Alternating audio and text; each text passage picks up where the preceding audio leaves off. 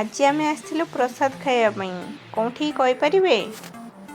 हाँ आज्ञा यहाँ बालेश्वर बालिया पाखे थी रामेश्वर मंदिर।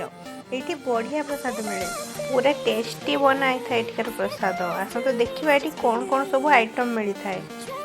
ये साधा भातर मिल 70 टंका रही है, कानिकार मिल रही है 80 टंका, मिक्स जोटा साधा भात सहित कानिका मिल थाए तार रेट थाए 75 टंका।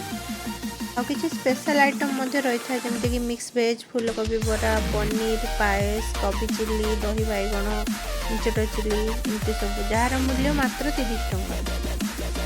आम आज नहीं साधा अन्न कानिका स्पेशल आइटम रे कोबी बरा तरकारी और मिक्स वेज।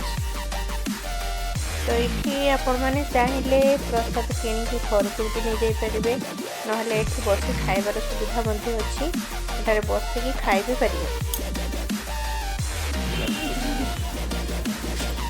रोसे हो कि दिन सारा रात तो हुई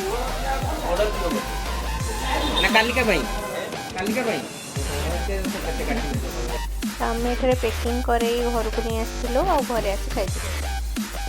तो आपण मैंने भी थे जगह को आसिक प्रसाद निश्चित ट्राए करूँ और जनातु मत केमती लगे। धन्यवाद।